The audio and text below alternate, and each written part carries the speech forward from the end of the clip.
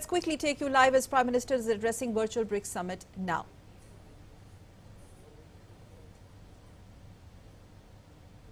Please, you have the floor.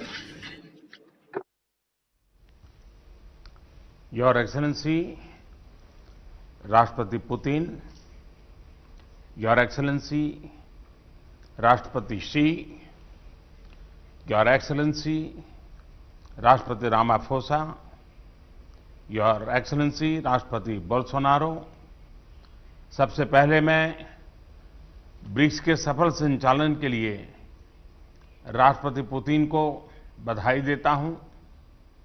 आपके guidance और initiative की वजह से वैश्विक महामारी के समय में भी ब्रिक्स अपनी गति को बरकरार रख पाया है। अपनी बात आगे रखने से पहले मैं प्रेसिडेंट रामाफोसा को जन्मदिवस की शुभकामनाएं देता हूं। एक्सेलेंसीज, इस साल के समिट का theme BRICS partnership for global stability, shared security and innovative growth प्रासंगिक तो है ही, किंतु दूरदर्शी भी है। विश्व में महत्वपूर्ण जियो स्ट्रैटेजिक बदलाव आ रहे हैं, जिनका प्रभाव स्टेबिलिटी, सिक्योरिटी और ग्रोथ पर पड़ना और पड़ता रहेगा।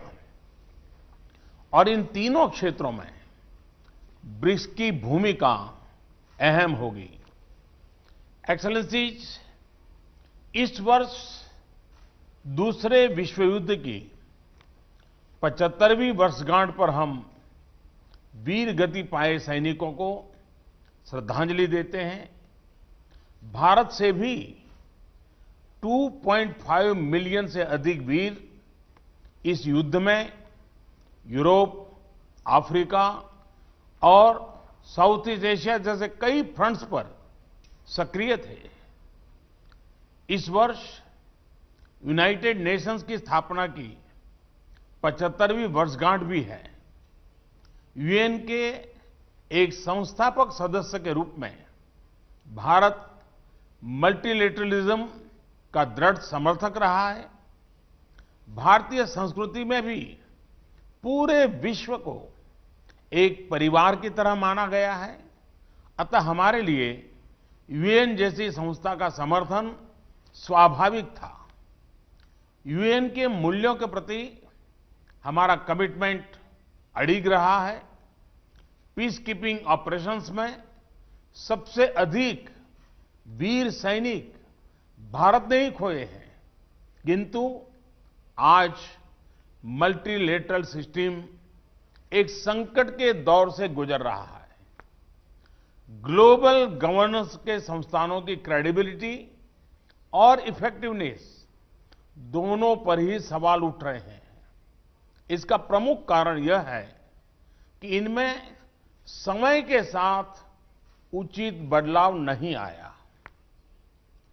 ये अभी भी 75 साल पुराने विश्व की मानसिकता और वास्तविकता पर आधारित है।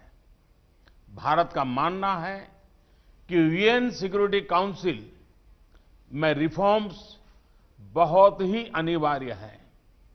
इस विषय पर हमें अपने ब्रिक्स पार्टनर्स के समर्थन की अपेक्षा है। यूएन के अतिरिक्त कई अन्य अंतर्राष्ट्रीय संस्थाएं भी वर्तमान वास्तविकताओं के अनुसार काम नहीं कर रहे हैं। WTO, IMF, WHO जैसे इंस्टीट्यूशंस में भी सुधार होना चाहिए। एक्सेलेंसीज, आतंकवाद आज विश्व के सामने सबसे बड़ी समस्या है। हमें यह सुनिश्चित करना होगा कि आतंकवादियों को समर्थन और सहायता देने वाले देशों को भी दोषी ठहराया जाए और इस समस्या का संगठित तरीके से मुकाबला किया जाए। हमें खुशी है कि रूस की अध्यक्षता के दौरान ब्रिक्स काउंटर टेररिज्म स्ट्रेटेजी को अंतिम रूप दे दिया गया है। यह एक महत्वपूर्ण उपलब्धि है और भारत इस कार्य को अपनी अध्यक्षता के दौरान और आगे बढ़ाएगा। एक्सेलेंसी, कोविड के बाद की वैश्विक रिकवरी में ब्रिक्स इकोनॉमीज की अहम भूमिका होगी। हमारे बीच विश्व की 42% से अधिक आबादी बसती है और हमारे देश ग्लोबल इकोनॉमी के मुख्य इंजन में से है। ब्रिक्स देशों के बीच आपसी व्यापार बढ़ाने का बहुत स्कोप है। हमारे आपसी संस्थाएं और सिस्टम्स जैसे ब्रिक्स, इंटरबैंक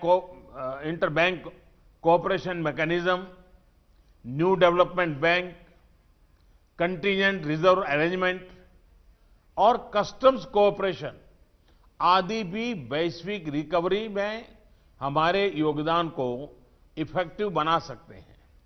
भारत में हमने आत्मनिर्भर भारत अभियान के तहत एक व्यापक रिफॉर्म प्रोसेस शुरू किया है। यह कैंपेन इस विषय पर आधारित है कि एक सेल्फ रिलायंट और रेजिलिएंट भारत पोस्ट कोविड अर्थव्यवस्था के लिए फोर्स मल्टीप्लायर हो सकता है और ग्लोबल वैल्यू चेन्स में एक मजबूत योगदान दे सकता है। इसका उदाहरण हमने कोविड के दौरान भी देखा, जब भारतीय फार्मा उद्योग की क्षमता के कारण हम 150 से अधिक देशों को आवश्यक दवाइयां भेज पाए।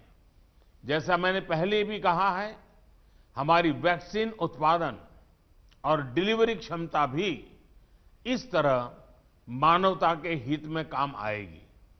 भारत और दक्षिण अफ्रीका ने कोविड-19 वैक्सीन उपचार तथा जांच संबंधी इंटेलेक्चुअली प्रॉपर्टी एग्रीमेंट्स में छूट दिए जाने का प्रस्ताव रखा है। हमें आशा है कि ब्रिक्स के अन्य देश भी इसका समर्थन करेंगे। अपनी ब्रिक्स अध्यक्षता के दौरान भारत डिजिटल हेल्थ और ट्रेडिशनल मेडिसिन में ब्रिक्स सहयोग बढ़ाने पर कार्य करेगा। इस मुश्किल वर्ष में भी रूसी अध्यक्षता में पीपल टू पीपल रिश्तों को बढ़ाने के लिए कई इनिशिएटिव्स लिए गए, जैसे कि ब्रिक्स फिल्म फेस्टिवल और युवा वैज्ञानिकों और युवा राजनयिकों की बैठकें। इसके लिए मैं राष्ट्रपति पुतिन का हार्दिक अभिनंदन करता हूं। एक्सेलेंसीज, 2021 में ब्रिक्स के 15 वर्ष पूरे हो जाएंगे।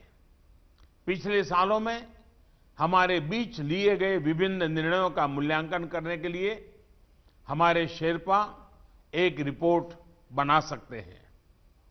2021 में अपनी अध्यक्षता के दौरान हम ब्रिक्स के तीनों स्तंभों में इंट्रा ब्रिक्स सहयोग को मजबूत करने का प्रयत्न करेंगे।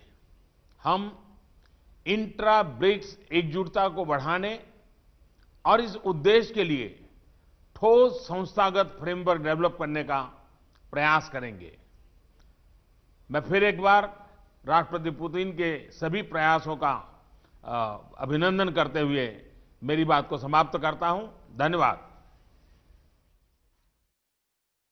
Okay, now quickly just to recapitulate big points that Prime Minister made out there during his intervention at the BRICS virtual summit. He talked about BRICS countries, the BRICS grouping global response to containing COVID-19, where India would lead the way. He also said that India could be seen as a force multiplier in terms of COVID response of BRICS grouping and COVID containment. Prime Minister also talked about the capacity building when it comes to traditional medicine, where India will also play a very, very crucial role. Prime Minister in the beginning also made a very strong pitch for India's strong support as far as multilateralism and reform of UN Security Council. Prime Minister said that India also stands for reforms in UN bodies. He also made a very strong pitch for India playing a very significant role when it comes to various UN peacekeeping missions. Prime Minister also talked about how India makes a strong pitch for reforms in UNSC, for which India would also seek support of other BRICS nations as well. And not only at the UNSC or other UN bodies, Prime Minister made a specific mention of the WTO and International Monetary Fund as well.